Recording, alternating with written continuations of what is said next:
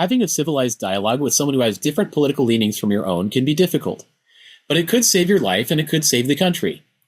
There was one particular moment in the middle of a heated argument on social media with someone of a different political orientation than mine, where I paused, asked a question, listened, and I will be eternally grateful that I did. I'm a delegate and member of the Republican Party in Utah. I am likely the most conservative person I have ever met. I can say that with a fair amount of confidence. Those who know me can vouch for it. In 2023, I started a Facebook page to teach people about how awful democracy is and how the Constitution guarantees us a Republican form of government, not a Democratic one. In 2024, I volunteered to become a delegate again for the Republican Party.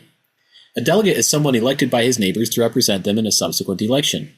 In Utah, this is implemented as a two-stage election process: the neighborhood caucus, in which delegates are chosen by their neighbors, and a convention where delegates meet to vote on the candidates for public office. Most states no longer use delegated elections.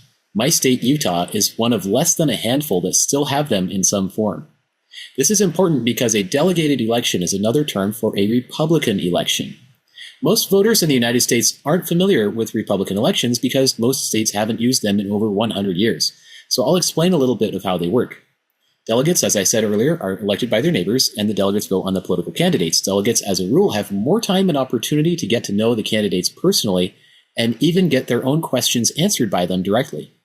By contrast, it's generally not practical to have a presidential candidate answer your personal questions in a cottage meeting of 150 million voters. The venue would be too large, and the likelihood of you actually getting to ask a question would be astronomically low, and the candidate probably wouldn't know you by name. It is mathematically true that delegates and those who vote for them have more access to information about the people they are voting for than voters do in more democratic elections. In Republican elections, the voters are more likely to know the person they are voting for, and those elected feel a stronger sense of accountability to each individual voter.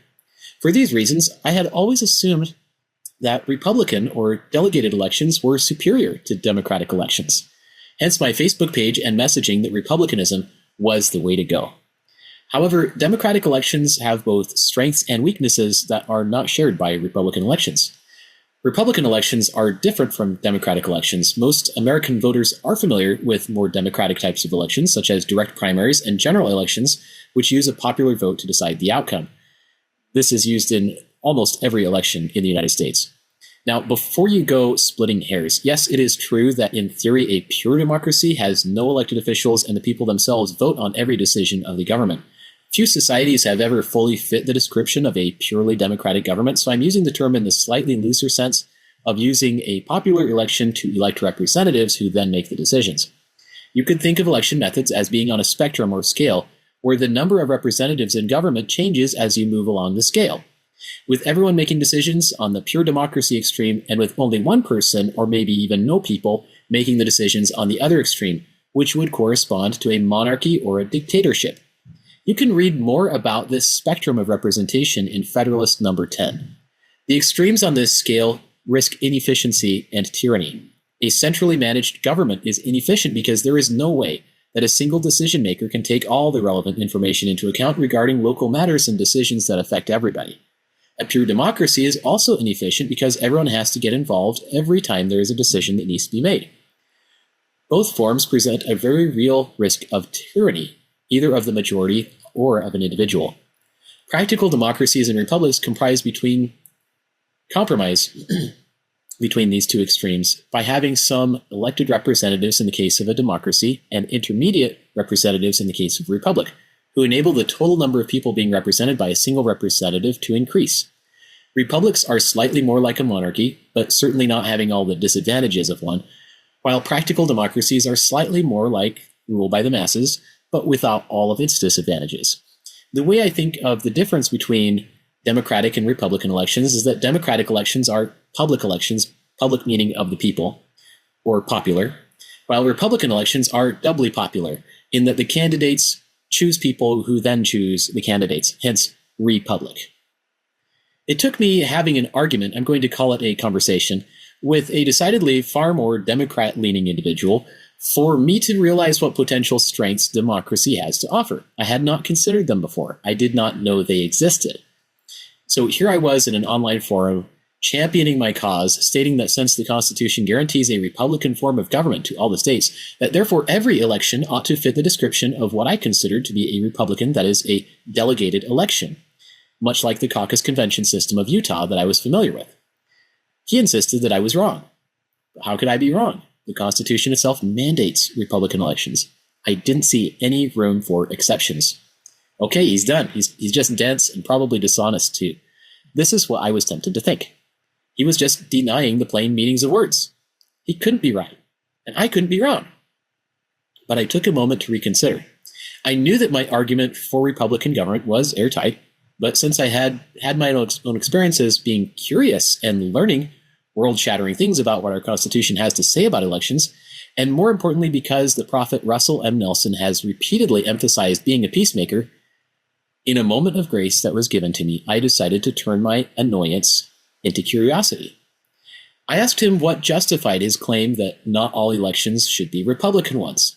He insisted that we are meant to have popular vote Democratic elections. I was incredulous. He said, it's in the Constitution. So I looked it up. Article 1, Section 2 in the Constitution says that House representatives in Congress are to be elected by the people. That is, by a popular election, a democratic vote. I was stunned. I had read that passage many times before, but never had that particular, now suddenly more obvious meanings stand out to me. It's true, the Constitution requires democratic elections for House representatives. This meant that my theory that all elections were supposed to be Republican was wrong, and I would have to admit it. My theory was based on an extrapolation that the text of the Constitution did not justify. The extrapolation was that having a Republican form of government meant all Republican elections. I was proven wrong by the text of the Constitution itself. Now, he and more than a few other Democrat-leaning people I have encountered have expressed their feeling that all elections should be Democratic, and I and many others might disagree about that conclusion, just like he disagreed with my conclusion that they should all be Republican. Interesting how we both took extreme all-or-nothing positions that were made better by sharing the information that had been divided amongst us. So what does it mean to have a Republican form of government? It means that Republican elections are used as a significant part of the system of checks and balances, such that Republican interests cannot be unilaterally trammeled. A democratic form of government means that democratic elections are used as part of the system of checks and balances, such that democratic interests cannot be universally trammeled. Again, unilaterally. My brain's a little bit fried right now, sorry. And a pure democracy does not work very well, just like having a republic with only one representational system would exhibit too much bias towards one end of the representational spectrum. This is why the Founding Fathers designed a bicameral legislature, to prevent either form of representation from overpowering the other. No law can get passed without the consent of both of them. They both have to agree before any law can get passed. This is brilliant.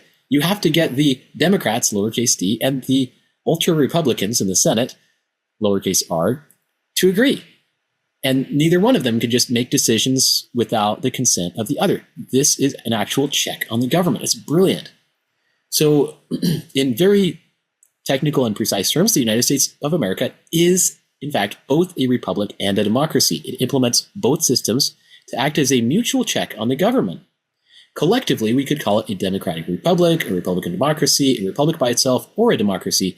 Any of these terms is adequate if we understand what they properly mean in the tradition of the Founding Fathers. This is a national treasure we have neglected. The party system has turned that check on its head, removed the check from off the government so that they can get laws passed just by having a partisan majority across both houses and in the presidency.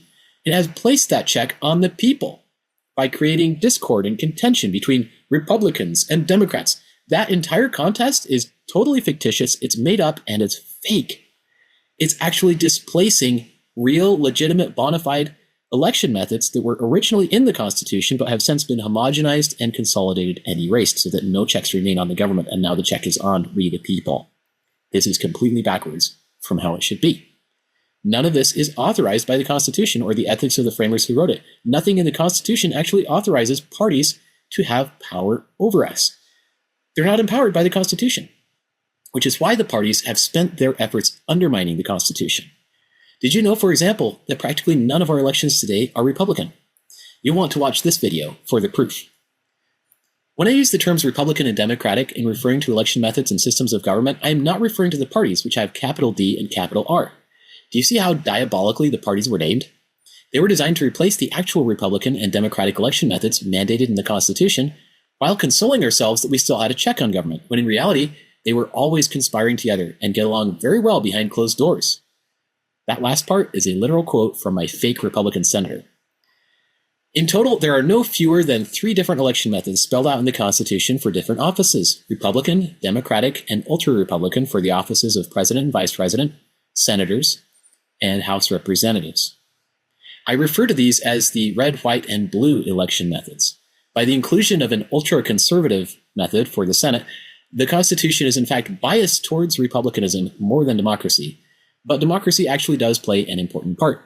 These checks were erased in 1913 with the 17th Amendment erasing the legislative elections for senators and turning them into direct popular votes, hence they're now democratic, sort of, because now the democracy system is also pay to play. But also the presidential elections, the Electoral College, has been erased by binding the electors to mirror a popular vote. So now literally every vote in America, at least the national level, major offices are actually done through a popular vote type of a scheme, which means those checks and balances have been erased. And this realization came about in part thanks to just the decision to cool down, slow down, pause, wait, ask a question, not try to invalidate the dignity of the person sitting across from me, but actually get curious, ask a question, and listen and receive that information. So I found a personal treasure that day by following President Russell M. Nelson's invitation to be a peacemaker. This is key to restoring Republican government. We can't restore it if we don't even know that it's been lost. It's like the missionaries who go teach people about the great apostasy. You can't have a restoration of the gospel if you don't even know that it was lost. You can't restore Republican government if you don't even know, you don't even realize that it's been taken away from you through the erasure of these checks and balances. And the Constitution specifies how. And I talked to a Democrat and figured out, oh, wait a minute, they're supposed to be blue in the Union. What? They're supposed to be blue on our flag. They're supposed to be blue in our elections. There really is. It's actually a part of it. It's not the whole. It is a part. And it's not meant to be a faction. It's meant to be a check on government. That's what the symbols in our flag, I would submit, represent. The checks and balances on government, not a restraint on the people. So this is something we need to realize about the party system. This is amazing because I've split the blue in my personal union. I've seen America as richer ever since. And here we can indeed be e pluribus unum, from many, one. So here I was, here's somebody in front of me that most people of my political orientation would be tempted to write off as a crazy liberal, schooling me, a lifelong, hard-nosed traditional conservative, in the Constitution. By the way, did you know that Brigham Young foretold the conclusions of this encounter all the way back in 1854 when he quoted Joseph Smith saying that the Constitution would hang by a thread? The prophets really were right about everything. They still are. You need to share this with everyone you know. This understanding has the power to save us from our own self-destruction at the hands of a party system that is determined to destroy us through division.